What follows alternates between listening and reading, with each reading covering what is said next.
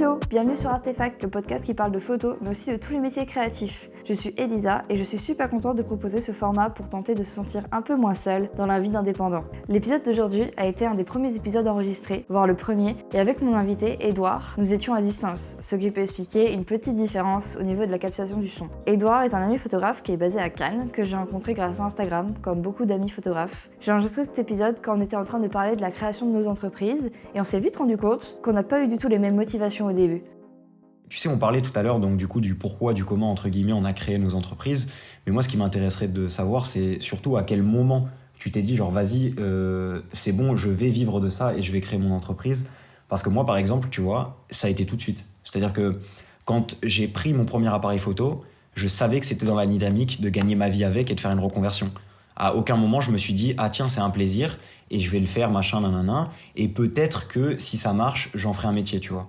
Moi, j'étais pas du tout dans cette optique-là. Quand j'ai commencé la photo, c'était juste un hobby, c'était un échappatoire au lycée, en fait. Parce que je suis un peu une anxieuse. Et en fait, j'angoissais pour tout et rien. Et alors qu'on avait des rendus, on devait faire des trucs qui étaient hyper futiles. En fait, c'était juste de la création. On avait des profs qui nous demandaient de faire des planches plaisir. Et en fait, moi, je voyais ça comme un truc hyper angoissant, alors que c'était censé être un truc pour nous faire plaisir. Tu vois le genre. J'ai créé mon entreprise en 2021 parce que j'avais des besoins pour créer mes projets perso. En fait, je ne l'ai pas créé pour en faire mon métier principal. Je l'ai créé pour du secondaire, pour financer mes projets perso, en fait, grosso modo. Parce que j'avais quelques demandes et que du coup, ça me faisait chier de ne pas être prise au sérieux. Et du coup, je me suis dit, si je crée mon entreprise, déjà, je serais peut-être un peu plus prise au sérieux. Fun fact, ça ne marche pas toujours. À la fin de mes études, donc j'ai fait un master en alternance. Je me suis vraiment posé la question de, en fait, est-ce que je continuerais pas à être juste dans mon entreprise ? Parce que j'ai eu la chance d'être dans une alternance très ouverte qui m'ont vraiment motivée à rester dans le freelance. Et du coup, je les remercie parce que je crois que sans eux, j'aurais pas commencé en freelance direct après mes études. Je pense que j'aurais quand même cherché un CDI, un truc pour faire comme mes copains. Ouais, tu vois, c'est vraiment, on n'a pas eu du tout les mêmes, on n'a pas eu du tout le même parcours à ce niveau-là, tu vois. Alors qu'au final, c'est la même fatalité, puisque je pense qu'aujourd'hui, on est tous les deux autant passionnés par ce métier. Oui. Mais c'est vrai que le lancement, entre guillemets, a été très différent, parce que moi, je te dis, j'étais dans une dynamique où je sortais du coup, 8 ans d'un autre métier, où je gagnais assez confortablement ma vie. Et en fait, j'ai eu tout de suite cette dynamique de me dire, en fait, je pouvais pas me permettre de faire les deux. Donc en fait, je me suis dit, vas-y, tu sais quoi, je prends une année sabbatique. Cette année sabbatique, c'est mon année où justement, je vais pouvoir tester, je vais pouvoir faire plein de projets et tout, sans forcément les monnayer. Et au moins, tu vois, je suis tranquille et j'ai pas cette pression, tu sais, de devoir délivrer, entre guillemets. Parce que c'est vrai que quand tu bosses pour quelqu'un, à un moment donné, on n'est pas là pour les voler, ils dépensent de l'argent, il n'y a aucune raison qu'ils subissent le fait que je sois en train d'apprendre ou quoi. Parce que j'ai eu la conversation il n'y a pas longtemps avec un photographe qui veut justement changer un peu de secteur et qui veut viser du luxe, mais il en a jamais fait, et pour moi son contenu n'est pas encore destiné à ce genre de niche, et tu peux pas te permettre d'apprendre sur le tas avec ces gens-là, tu vois. Oui, il faut que tu fasses des projets toi-même de ton côté pour avoir le book pour. Et donc tout ça pour te dire qu'au final c'est marrant qu'on n'ait pas du tout eu les mêmes motivations de départ, enfin pas motivation mais le même parcours de départ pour au final en arriver à la même fatalité, c'est que tu as ouvert ta société en 2021, c'est ça ? Ouais. Moi pareil, 2021 aussi, donc quand tu fais le truc, au final on en est arrivé à un stade où voilà, aujourd'hui on est consacré à 100% à notre entreprise. Carrément. Parce qu'en fait à chaque fois que je rencontre un nouveau photographe, on se pose souvent la question de toi t'as commencé comment ? Et à chaque fois on vient tous de milieux mais pas... Moi j'ai l'impression d'avoir un parcours très simple parce que en fait, j'étais déjà dans un milieu créatif, finalement. Genre, j'ai pas fait vraiment un virage, un énorme virage non plus. En fait, je créais quand même. Le graphisme, ça reste de la création. Je voulais savoir, toi, en gros, si tu devais synthétiser comment bien démarrer ton activité en tant que freelance. Genre, aujourd'hui, tu vois, après tes 2 ans d'expérience, comment tu l'amènerais, tu vois ? D'abord, pour se lancer, déjà, faut pas créer son entreprise sur un coup de tête. Il faut déjà avoir assez d'expérience pour pouvoir proposer un service de qualité, la qualité qu'on veut par rapport à la cible de clients qu'on veut. Moi, j'avoue qu'au début, j'ai fait aucune cible en fait. J'ai créé mon entreprise, c'était pour les particuliers. Parce que c'était ça que j'avais comme demande, donc ça me faisait kiffer. Maintenant, je vise à travailler beaucoup plus pour des pros, pour des marques. Donc voilà, après, du coup, pour démarrer son activité, je pense qu'il faut déjà un book. Et pour créer un book, il faut faire des projets personnels. Projets personnels que je fais toujours. En fait, c'est que ce qui me fait vibrer dans la photo, c'est vraiment ça. Et mon but, du coup, maintenant et pour les années à venir, c'est vraiment faire des projets personnels et qu'après mes projets personnels deviennent des prestations. Un conseil que je donne, c'est vraiment créer son book par rapport à ce qu'on veut viser comme prestation en fait. Et toi, du coup, pour créer ton book, tu t'es servi de quel...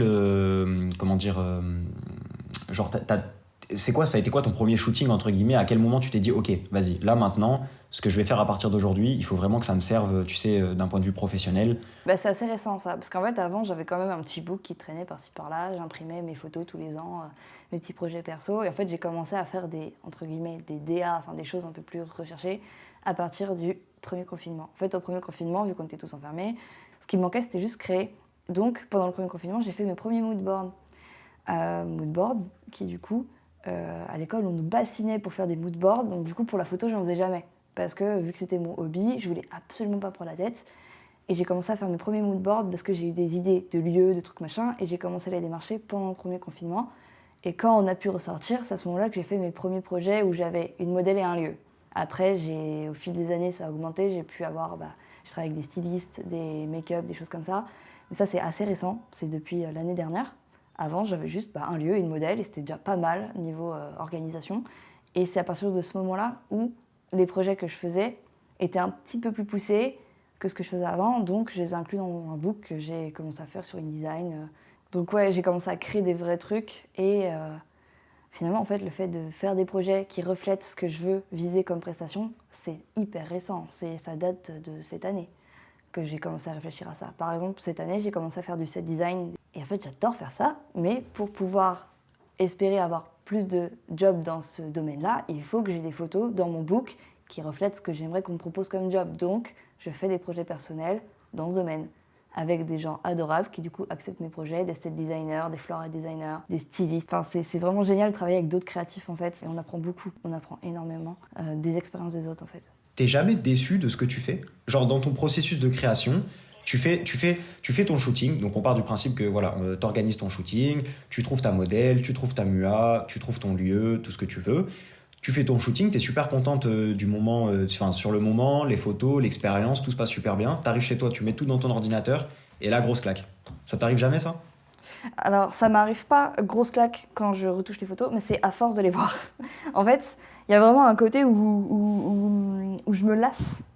En fait, plus de temps je passe sur certains projets, alors qu'au départ, j'étais super contente. Genre, c'était trop bien, même toute la team, ils sont super contents. Et en fait, plus le temps passe, plus en fait, moi, je perds l'excitation du début. Et du coup, l'excitation, je la retrouve à la fin quand je livre les photos aux équipes.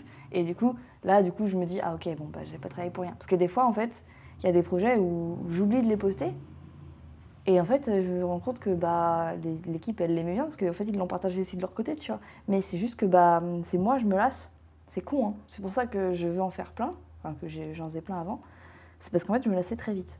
Je me lasse toujours, mais on va dire, maintenant, j'attache aussi des souvenirs à des projets, ce qui fait que j'y suis attachée autrement que juste le travail, tu vois. Genre maintenant, il va y avoir vraiment la relation que j'ai vécue, les expériences que j'ai vécues, les anecdotes, les trucs comme ça. Je suis attachée à chaque projet parce que j'ai des trucs à raconter sur chacun. Genre, je suis pas juste arrivée où j'ai dit bonjour à personne et j'ai juste fait mes photos, je me suis cassée. Il y a vraiment eu une aventure à chaque fois et c'est ça. En fait, je suis attachée à mes projets perso maintenant pour ça aussi. Avant, c'était surtout créer. Maintenant, c'est créer et échanger. Pour comparer un petit peu nos points de vue par rapport à ça, tu vois, c'est marrant, mais moi, j'ai pas trop ce côté où je me lasse de mes photos. Ça m'arrive, bien entendu, tu sais, après les avoir retouchées 10 fois et tout, comme tout le monde. Mais par contre, j'ai constamment cette sensation, genre, je fais un shooting, je suis assez content de moi sur place, tu vois, et je réfléchis pas forcément à tout, je vois pas ce qui manque et tout. Et j'arrive à la maison, je mets ma carte SD, j'ouvre Lightroom, je commence à trier ma galerie, et je me dis, putain, ça, j'aurais pas dû le faire comme ça. Ça, j'aurais dû le faire différemment. Et alors, attention, il y a plein de trucs que je kiffe dans mon shooting, hein. Je te dis pas ça, hein. Mais j'ai constamment ce délire de me dire, putain, mais ça, c'est énervé. Mais tu sais, genre, avec ce micro-détail-là, j'aurais dû penser à ça, tu vois. Et Ouais. je sais pas pourquoi, j'ai tout le temps ce Ça truc de me m'arrive dire, aussi, hein. genre, ça, tu vois. Et à chaque fois, je me dis du coup, ok, tu sais quoi, prochain shooting, vas-y, je dead ça. Genre vraiment, je ferai attention à ça, nanana, nanana. Et en fait, je répète tout le temps le même truc. Alors, c'est pas les mêmes erreurs, c'est pas forcément les mêmes problèmes ou les mêmes trucs qui me plaisent pas sur les photos, tu vois. Mais j'ai constamment cette sensation de me dire, genre, en fait, quand je suis dans le moment, j'arrive pas à être aussi impartial et genre technique et tout que quand je suis sur mon ordinateur. T'as pas le recul sur l'instant T. Mais je l'ai pas non plus, hein. Regarde le projet où je t'ai invité. Ah bah tiens, mais tu spoil un peu, parce que c'était l'anecdote que je voulais raconter. Ah, bah du coup, c'est pas grave, on en parlera après. Mais du coup, ouais, en fait, j'étais un peu butée, j'ai pas voulu. Et à la fin, en fait, quand j'ai eu mes photos, j'étais ah putain, j'aurais dû l'écouter. J'étais juste butée dans mon truc, tu vois. Et ça m'arrive aussi sur des projets où, en fait, je fais ma sélection, je suis trop contente. Après, je me dis putain, j'aurais dû faire des photos. Je suis un peu dans une période où j'aime bien les photos floues. J'aurais dû faire plus de photos floues. J'aurais dû plus pour que ma série, il y aurait ça dedans et tout machin. En fait, c'est juste, j'ai l'impression de pas avoir fait assez, alors que j'ai bien assez de photos, mais il y a toujours le côté où j'ai l'impression de pas avoir fait assez. Et du coup, ce sentiment-là, après, il se transforme en lasse, où je me lasse en fait. Après, moi je suis pareil et je pense que ça c'est vraiment un truc positif pour nous. Je te dis la vérité. Enfin, je pense que c'est négatif dans le sens où on se fait du mal, mais je pense que c'est positif pour notre carrière. Tu vois, parce que quand je vois ce que toi tu fais, Ah oui, non mais oui, parce qu'on pousse toujours plus loin. voilà, quand je vois ce que toi tu fais en un temps donné, entre guillemets, quand moi je vois ce que je fais en un temps donné sans nous jeter des fleurs ou sans être prétentieux ou quoi que ce soit, et qu'on compare ça à la masse, on va dire, entre guillemets, c'est propre, tu vois. Donc ça prouve bien qu'au final, d'être sur ce côté-là, un petit peu tout le temps à cran, un petit peu tout le temps en train de se dire ok, je peux faire mieux, ok, ça c'est pas assez et tout, ben, franchement, ça change, ça change la donne. Je te le dis parce que pour avoir rencontré des gens qui étaient plus dans le délire ok, je me satisfais de ce que j'ai parce que le client il est content, franchement, la majorité du temps, le mec il stagne. Ouais. Mais il y a toujours des moments où on stagne un peu, tu vois, il y a des moments où on va se poser un peu plus pour rebondir après. Ouais, mais regarde, comme on disait, c'est quand même tendu parce que mine de rien, le set design, même si c'est de la photo, c'est un autre métier. Tu vois ce que je veux te dire? Ah ouais. Il faut que tu repartes de zéro dans le sens où, vas-y, j'apprends les flashs, vas-y, j'apprends enfin, tu sais, des machins et trucs et nanana. C'est tout un délire aussi. Là, moi, j'ai incorporé le flash dans mon workflow justement, tu vois, et je le fais de plus en plus. Non mais attends, mais les premières fois que j'ai sorti mon flash, j'avais l'impression que c'était mon cousin avec un Kodak jetable qui faisait les photos. J'ai dit non mais attends, tu vois, c'est retour à la case départ alors que j'ai juste rajouté un paramètre, tu vois. Donc après quand tu commences à rentrer vraiment, ouais, tu sais quand tu commences à rentrer dans le technique et tu te dis vas-y, bah tu sais quoi, moi je vais faire du flash, mais du flash avec du slow shutter pour créer des effets sympas, nanana. Et après ça y est, c'est bon, tu vois, et à chaque fois tu rajoutes un truc, tu rajoutes un truc, tu rajoutes un truc, au final tu deviens un artiste qui est ultra complet, mais à chaque fois tu repasses par le truc de ok, je sais pas ce que je vais produire et je sais pas ce que je vais délivrer, tu vois. Et ça, moi, c'est un truc qui me fait stresser à chaque fois. Et du coup, c'est pour ça que des fois, en fait, bah, j'ose pas trop tester parce que déjà, j'ai pas forcément le temps de faire des projets perso en ce moment. Donc, du coup, bah, je suis bien obligé de tester mes trucs sur mes projets pro, mais d'y aller vraiment tout doucement et gentiment, tu vois, parce que il faut toujours que j'assure mes prises derrière, histoire de me dire si jamais le nouveau truc que j'ai testé c'est de la merde, je peux pas dire au client bah désolé, j'étais un petit peu en one again et j'avais envie de tester des nouvelles techniques, tu vois. Oui, voilà, faut pas le vendre comme ça. C'est juste que tu peux, mais faut un pourcentage assez petit quand tu veux tester des choses sur une presta. Moi, quand on m'envoie sur un truc où par exemple, j'ai jamais fait, ou ça fait longtemps que j'ai pas fait, j'ai bossé pour des trucs où j'aurais pas pensé bosser, tu vois. Ça s'est super bien passé parce qu'en fait, mon copain qui m'a mis sur ces jobs, bah, il sait très bien que ça se passerait super bien parce qu'il me connaît. Mais moi, en fait, quand il m'a proposé le truc, j'étais en mode « Mais t'es sûr que j'ai les épaules pour ce truc-là ?» Et lui, il était en mode « Bah ouais !» Et du coup, ça s'est hyper bien passé. Hein. Mais bah, il m'a fallu quelqu'un pour me le dire parce que sinon, moi... En fait, lui, il savait que je pouvais le faire, mais moi, non. J'aurais eu juste le mail dans ma boîte, j'aurais dit non. Ça, il faut que tu le notes et que tu en parles dans un podcast parce que c'est quelque chose qui est super intéressant.